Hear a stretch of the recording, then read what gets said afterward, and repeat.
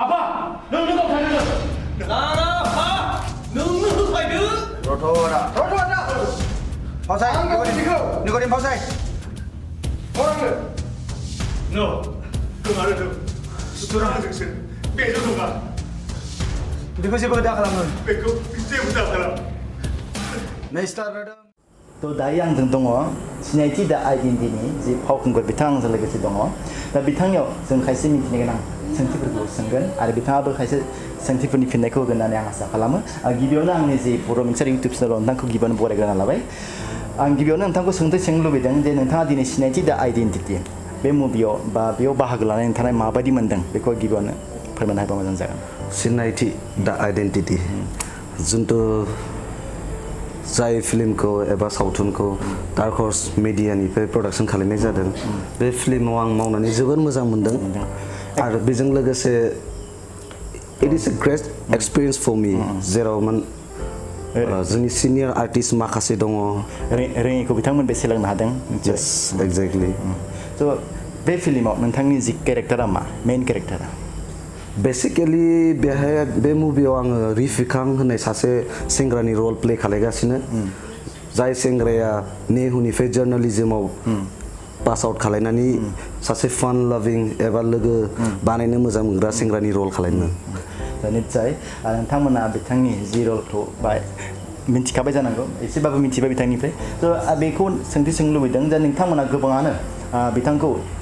सिनाय हादों जानांगौ दा बिथाङानो 4 years आगोलाव जानांगौ ना 4 years आगोलाव बिथाङा मोनसे एलबाम शुट खालामदोंमोन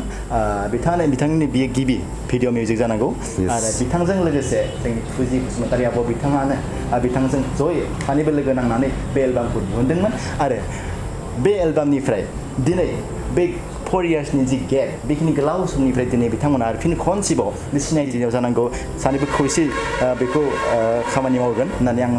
मिथिदों बे समाव नोंथाङा बे गोलाव समनि उनाव फुजि बसुमतारी आब'जों फिन खनसेबाव मावनो मोननानै नोंथाङा माबायदि मोनदों बेखौ एसे फोरमायना होबा मोजां जागोन जोबोर गोजोननाय मोनदों मानो होनब्ला फुजि आरो आंजों जेब्ला 2014 एक्जेक्टलि 2014 जेब्ला जोंनि फार्स्ट डेब्युट एलबाम जों सानैजों ज' खालामदोंमोन आरो बयनिफ्राय गिदिरसिन बाथ्राया बेनो जे 4 years गेप्स आं जेबो माने एबा सावथुन एबा एलबामाव ओंखारनाय जायाखै माखासे पार्सनेल खामानिनि थाखाय नाथाय फुजियाथ' बहुत गोजौ लेभेलाव सहैखाबाय दायो रायजोफ्रा मिथिखायो स' आंनि थाखाय बिराद माने गोजोनथाव बाथ्रा जे सासे आंनिफ्राय सिनियर आर्टिस्ट बुंजायोसै दायो बेबायदि सासे गोजौ लेभेलाव थाखोआव थांखानाय सासे एक्ट्रेसा आंनो फिन खनसे आरोबाव मावफिननो मोननाया आंनि गोसोनि जोबोद गोजोननाय मोनदों दिनै आंजों लोगोसे जोंनिनो मुंदांखा आर्टिस्ट बिथांखौ जाहाथे नोंथांमोना बयबो सिनायो थ' नोंथांखौ आंनि बर' मिक्सार चेनेलाव गिबियावनो बरायग्रोना लाबाय थ' दिनै बिथाङा आंजों लोगोसे दङ बिथांनिफ्राय खायसे मिथिनो गोनां खोथा बा फिल्म इन्डास्ट्रिनि खोथा बा दिनै बिथाङा जि सिनायथि दा आइडेन्टिटि बे मुभियाव खामानि मावनानै माबायदि मोनदों बेनि खायसे खोथाफोरखौ सोंगोन गिबियावनो सारनि सिनायथिखौ होयोब्ला मोजां जागोन होननानै आं सानो आंनि मुङा कमलेश्वर बसुमतारी गामियाथ' बै सरमालिपुर मस'सपा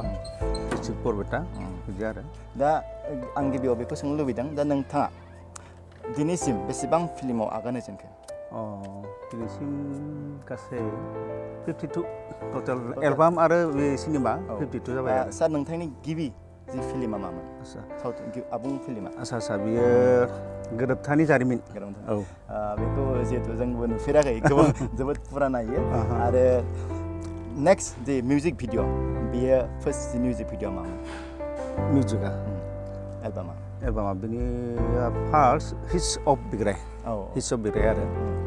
दा निस्सय नोंथांमोनाबो बिथांनि जि गोबां एक्ट खालामनाय गोबां एलबाम बा गोबां मिउजिक भिडिअफोरखौ नुबाय जानांगौ थ' दिनै दा सिनायथि दा आइडेन्टिटि बेयाव नोंथाङा रल खालामबाय दङ बा एक्टिं खालामबाय दङ बा बेयाव नोंथांनि जि केरेक्टारा मा केरेक्टारा आंनिया बिफा एक्टरनि बिफा ना एक्टरनि बिफा थ' बिथाङा एक्टरनि बिफा जागोन बे सिनायथि दा आइडेन्टिटि आरो लोगोफोर दिनै आंजों लोगोसे दङ निस्सय नोंथांमोना बिथांखौ नुनानै एसेब्लाबो सिनाय हादों जानांगौ एसे नङा गोबांखौनो सिनाय हादों मानोना बिथाङाबो जोंनि गेजेराव गोबां फाव खालामबाय बा फावखुंग्रि हिसाबै बिथाङा गोबां बाहागो लाबाय स' बिथांखौ आरो फिन खनसेबो सिनायथि होनो गोनांथि गैया होननानै सानो अब्लाबो नोंथांमोननो बिथांनि जि मुंखौ आं फिन खनसेबो बुंनो सानदों बिथांनि मुङा जाबाय लिपिका ब्रह्म जाय फावखुंग्रि जोंनि जे मुंदांखा फावखुंग्रि स' गिबियावनो आब'खौ आंनि जि बर' मिक्सार इउटुब चेनेलाव गिबियावनो बरायग्रा लाबाय थ' नोंथांखौ आं गिबियावनो सोंथि सोंनो लुबैदों दे नोंथाङा बे सिनायथि दा आइडेन्टिटियाव बाहागो लागोन बे नोंथाङा मा हिसाबै बाहागो लागोन बेखौ एसे बुंनानै होबा मोजां जागोन गिबियावनो आं बयनिसिमबो आंनि खुलुमनाय आरो सिबिनायखौ जासिहरबाय आङो दा डार्क हाउस एन्टारटेनमेन्टनि जितु प्रडाक्सनाव सिनायथि दा आइडेन्टिटियाव मोनसे आइटेम सं दङ बेनि थाखाय आङो पारफर्म खालामगोन आरो आं जोबोद एक्साइटेड खारन आं मालाबाबो आइटेम सं आं मालाबाबो प्ले खालामफेराखै स' दिस विल बि माइ फार्स्ट टाइम स' माने जोबोद एक्साइटमेन्टआ दङ आरोखि माने सिगाङावहाय जेरै आं रलखौ प्ले खालामबोदों माने बिनिफ्राय एसे डिफरेन्ट टाइप आं माने प्ले खालामनो एबार आखायाव लादों स' नोंथांमोनखौ आसा खालामो एसे नोंथांमोना आजावना लागोन आंखौहाय नोंथांमोना बे सिनायथि दा आइडेन्टिटि बे मुभिखौ बे मुभिनि जि मुंखौ गोबां खोनाखाबाय दं जानांगौ आरो बेनिनो जि बे फिल्मनि जि डाइरेक्सन होग्रा बा बे फिल्मनि जि सामलायगिरि बिथाङा आंजों लोगोसे दंफायो थ' बिथांनि गिबि इन्ट्रडाक्सनखौ आंनि थाखाय गिबियावनो खावलायबाय खुलुमबाय आं फुंबिलि बसुमतारी बरमा बाक्सानि दा बिथांनियाव मोनसे सोंथि सोंनो लुबैदों बे सोंथिया जाहैबाय दा फैबाय थानाय जि मुभि बा सिनायथि दा आइडेन्टिटि बे सिनायथि दा आइडेन्टिटियाव बे सिनायथि दा आइडेन्टिटि होननाय मोनसे जि टाइटेल बे टाइटेलखौ माजों सोमोन्दो थानाय बा माजों रिलेटेड थानानै बे नेमखौ दोनदों एसे फोरमायना होयोब्ला हामगौमोन Interesting question. Okay. बे सिनायथि दि आइडेन्टिटि जोंनिनो बिराद क्लस आंगो आदा सासेनि लिरनाय सुलिन मेसवारिनि बिथाङा बे स्ट'रिखौ लिरनायनि आगोलावहाय माखासे टाइम आंजों डिसकास खालामदों जोंनि गेजेरावनो जोङो मुंखौ दोननाय जादों स' जोंनि मेन कनसेप्टआ बे मुभिखौ लानानै बा बे मुभिनि टाइटेलखौ लानानै स' जोंनि मेन कनसेप्टआ जाहैदों बे सासे सुबुंनि सिङावहाय सासे सुबुंनि आन्दोआवहाय जा मोनसे सिनायथि थायो बा मोनसे हारिनि आन्दोआवहाय जा मोनसे सिनायथि थायो स' बे बुस्थुखौ जोङो बे मुभिनि थ्रु दिस मुभि जों बेखौ बेरखांहोनो नाजादों औ कारेक्ट थ' निस्सय नोंथांमोना सिनायथिनि जि ओंथिखौ निस्सय बुजि मोनबाय आरो नेक्स्टआव आं बेखौ सोंनो लुबैदों जे नोंथांमोना जे बेखौ माब्लानिफ्राय शुट खालामदोंमोन आरो बे शुट खालामनायखौ माब्लासिम फोजोबहैनो हागोन बेखौ एसे बुंना होबा मोजां जागोन सियर अके स' जोंनि मुभिनि शुटआ शिलंआव जों जागायदों माखासे मोन्थिखादों हयथ' जोङो जुननि 2 तारिख जुलाइ अके कारेक्ट जुलाइनि 2 तारिखनिफ्राय जोङो स्टार्ट खालामदों जुलाइनि 2 तारिखनिफ्राय जों शिलंआव स्टार्ट खालामदों माखासे अखा बांखानि थाखाय जोङो जेनेबा गेजेर ससेयाव जों फोजोबनो हायाखै जोङो थांफिनगोन जोंहा नैबे जों शिलंनिफ्राय फैफिननायनि उनावहाय आसामनि जेसेबांखिनि सिकुवेन्स लानांगौ दंमोन फ्राय जोबफ्रामबाय 7:30 जाबाय थेवबो जोंहा मोनसे सिकुवेन्स दङ दिनै लानो स' we are in the middle of the shoot actually so जों लागोन बेखौ लाखांनायनि उनावहाय जोंनि आसामनिबो फ्राय भागानो जोबफ्रामगोन जोंहा 3 सिकुवेन्स थालांबावगोन बेखौ जोङो बे 2 बा 3 गेजेरावहाय जों लागोन फोजोबगोन कारेक्ट औ स' आरो मोनसे कुइसन सोंबावनो सानदों जे नोंथाङाथ' डिरेक्ट खालामदों बे फिल्मखौ डिरेक्ट खालामनानै नोंथाङा माबोरै मोनदों आरो बे फिल्मखौ माबायदि जागोन होननानै सानदों बेखौ एसे फोरमायनो गिबियावनो आं स्क्रिप्टखौ बिराद फसायखादों मोजां मोनखादों बेनि थाखायसो आङो जेनेबा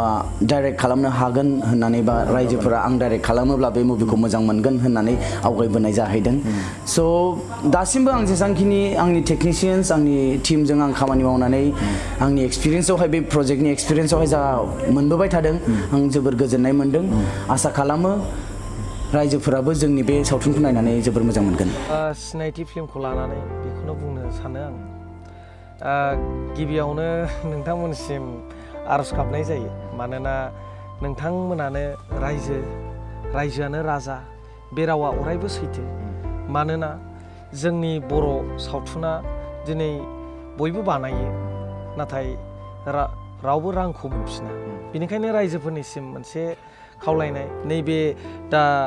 जायफोर बानायदों डार्क हर्स फिल्म प्रडाक्सना बर्मानि दा बिसोरो मोनसे बिराद मोजां फरायनानै टेक्न'लजि फरायनानै फैनाय मोनसे टीम बिसोर गावखौनो प्रुभ खालामनो थाखाय बे सिनायथि फिल्मखौ दिनै आखायाव लानानै मोजां मोनसे निगेरबाय थादोंमोन बिसोरो दा बे स्क्रिप्टखौ मोननानै बिसोरो गावखौनो गाव प्रुभ खालामनो होननानै दिनै माबाबाय बाहाय बिभिन्न आर्टिस्टफोर दं ओंखायनो आंनि मोनसे खावलायनाय बयबो रायजोफ्रा अनसायनानै खेबसेबाबो अननानै खेबसेबाबो बे सिनायथिखौ नाय अब्ला नोंथांमोना बुजिगोन जोंनि बर' हारिनि फिल्मा बेसेबां डेभेलप जाखो आंनि एसेयाव खावलायनाय आरो खुलुमबाय आंनि मुङा मिस्टार रिंखां बरगयारी आंनि गामिया जाहैबाय रानिखाता रानिपुर जे माने चिरां डिस्ट्रिक्टआव गोग्लैया बेनिफ्राय जे आदानि जे सिनायथि दा आइडेन्टिटियाव नोंथाङा दिनै बाहागो लागोन बे फिल्माव दा बहाय मेइन केरेक्टारा मा नोंथांनि आंनिया बे सिनायथि दा आइडेन्टिटियाव आङो हिर'नि लोगो जादों बेहाय माने हिर'नि लोगो कमेडि बेबो आंनि रला कमेडियानो बेनो आरो नोंथाङा जे बर'नि जे इन्डास्ट्रि फिल्मफोराव हाबनानै माबायदि मोनो आंथ' बिराद गोजोनदों माने जे आंना उन्दैनिफ्रायनो सबखामोन जे आं बे बर' फिल्म इन्डास्ट्रियाव ओंखारनो थाखाय थ' आङो दा जाबोनो हादों जे जायनिफ्राय आं जानो मोन्दों होनोब्ला लायन फिल्म प्रडाक्सन दंमोन चिरांनिनो गुरुबासानि बिथां मिजिं नार्जारिनि बे बिथाङानो आंखौहाय बे लाइनावहाय ओंखारनायाव बिराद गोबां हेफाजाब होदों थुलुंगा होदों डार्क हर्स मिडिया प्रडाक्सन दा बे प्रडाक्सनाव हाबनानै नोंथाङा माबायदि मोन्दों बा बिथांमोननियाव खामानि मावनानै नोंथाङा माबायदि मोन्दों बिराद गोजोननाय आं जे बे गोदान प्रडाक्सनाव डार्क हर्स मिडिया दा सिनायथि दा आइडेन्टिटियाव आं हाबनो मोननाया आं बिराद खुसि मानो होनोब्ला आङो फिल्मखौ गाबोदोंमोनब्लाबो नाथाय शिलंआव आंनि फारसे माने आंनि थ्रुयै आंखौ लानानै बे शिलंफ्राव शुटिं लानाय जायाखैमोन दा बाहाय फैनानै आङो शुटिं लानो मोन्दों शिलंआव बेनो आंनि थाखाय बिराद गोजोननाय लोगोफोर दिनै आंजों दंफायो बिथां आब'मोन दा बिथांमोनाबो सिनायथि दा आइडेन्टिटियाव बाहागो लादों बिथांमोनाबो मोनसे रल लादों मोनसे केरेक्टारखौ बिथांमोनाबो बे फिल्माव लादों स' गिबियावनो सोंनो लुबैदों बिथांमोननि जि सिनायथि बा बिथांमोननि इन्ट्रडाक्सनखौ आं गिबियावनो सोंनो लुबैदों आब'नि मुंखौ गिबियावनो होनग्रोदो खुलुमबाय रायजो राजाफोर आंनि मुङा रिंकुमनि नार्जारि आरो आब'निया आंनि मुङा मिनु चौधुरी लाहारि गिबियावनो आब'निसिम मोनसे सोंथे नोंथाङा बे सिनायथि दा आइडेन्टिटियाव मा केरेक्टारखौ लादों आङो बे मुभियाव आंनि केरेक्टारा बे मुभिनि हिर' जायनि मुङा जादों रिफिखां बिनि बिमानि रलखौ आं लादों आरो साबायखर थाबाय आरो फिन सासे जोंनिया दंबावो बिथांनिसिम आङो मा केरेक्टारखौ लादों बिथाङा एसे बुंनो हागोन आं हिर'निनो बिमायं जायो बे सिनखौ आं लादों आरो दा बिथांमोननियाव आरो मोनसे सोंथि सोंनो लुबैदों जे नोंथांमोना दे सिनायथि दा आइडेन्टिटि बे प्रडाक्सनाव मावनानै बा डार्क हर्स मिडिया प्रडाक्सन बे प्रडाक्सनाव मावनानै नोंथाङा माबायदि मोन्दों बे डार्क हर्स प्रडाक्सनाव मावनानैथ' बिराद गोजोननाय मोन्दों मानसिफोराबो बिराद मोजां अनसुला गोजाथार बेयाव सर्ट लानानै गोजोननायबो मोन्दों मानो होनबा बिसोरनि जिबायदि नाजानाय जेरैहाय गोसो बायदि बिसोर नाजादों बे नाजानाया जाफुंथों आरो बिसोरनि नाजानायजों बे सिनायथि फिल्मा मोजां लामाथिं दावगालांथों आरो रायजो राजाया जेन अनसायनानै बयबो लैलो फैनानै जेन नायनो गोसो खालामो जेन निजिनि हारिया दावगालांनायखौ बयबो जेन हेफाजाब होयो बेखौनो आं आर'ज खालामो बेखौनो आं रायजो राजाखौ खावलायनाय जाबाय दा जोबथियाव बिथां आब'निसिम मोनसे सोंथि सोंनो लुबैदों दा आब'आ नोंथाङा दा जोंनि जे सिनायथि दा आइडेन्टिटिखौ लानानै नोंथाङा पाब्लिकखौ मा बुंनो सानो जोबथियाव आं बेखौनो बुंनो सानो दे रायजो राजाफ्रा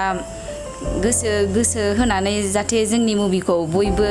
दसे समनि थाखायबाबो गावनि खामानिखौ दोनथ'नानैबाबो जोंनि मुभिखौ जाहाथे नायफैयो बेखौनो आं खावलायहरनो सानो आरो आं आसा खालामो दे जोंनि मुभिखौ रायजो राजाफ्रा गनायगोन होननानै सिनायथि दा आइडेन्टिटि बे फिल्मा ओंखारगोन जोंना देग्लायनो स' रायजो राजा नोंथांमोना जोंनि बे सावथुनखौ नायगोन बिनि थाखाय आङो माने नोंथांमोनखौहाय आर'ज गाबो बे मुभिखौ नोंथांमोना नाय गोसो होनानै नाय दान्दिसे समबो गेप होआलाबानो खेबसेनो नायोब्ला माखासे मेसेजेस नोंथांमोना नुनो मोनगोन माखासे जोंनि बर' हारिनि खायसे जेंनाफोरखौ कारेक्ट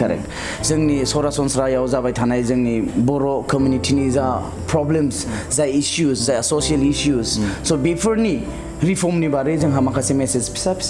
फिसायै माखासे जोंहा मेसेजेस हरनांगौ दङ बे मुभियावहाय स' बेनिखायनो आं गासै रायजो राजाखौबो खावलायो नोंथांमोना जेन बे मुभिखौ नायो थ' जोबथियाव आं बेखौनो खावलायनो सानो बयबो रायजो राजाया जाहाथे गावनि दसे समखौ दोनथ'नानैब्लाबो जाहाथे बिथांमोननि सिनायथि दा आइडेन्टिटिखौ बेखौ जेन एसे सम होनानै नायफैयो लैहोर फैनानै आं बेखौनो खावलायो आं रिलिज डेटखौ आं एसे खोन्थानो लुबैयो स' रिलिजा जोङो सेप्तेम्बराव खालामगोन सेप्तेम्बरनि मा थारिखआव हागोन जों बेखौ एक्जेक्टलि बुंनो हायाबाबो स' जोंनि पस्ट खामानियाबो सोलिगासिनो पस्ट प्रडाक्शननि खामानियाबो सोलिगासिनो स' माखासे खामानि एडिटिंनि खामानिया सोलिगासिनोखा जोंना स' जोंनि बे मुभि जोबनायनि साननै सानथामनि उनावनो जोंनि एडिटिंआ जोबहैगोन स' बेनि उनावहाय स' जोङो सेप्तेम्बरावहाय मुभिखौ खिन्थिनो थाखाय रेडि जानो हागोन थ' साबायखर थाबाय बिथांजों लोगोसे दिनै दङ आरो बिथांजों लोगोसे दिनै आं रायज्लायनो मोन्दों आरो नोंथांमोनजों लोगोसे खायसे सिनायथिनि बे मुभिनि नोंथांमोननो फोरमायनो हाबाय बेखौ आं जोबोद गोजोननाय मोन्दों स' बेखिनियानो सिनायथि दा आइडेन्टिटि फिल्मा जोंनि बर' हारिनि थाखाय मोनसे जोबोद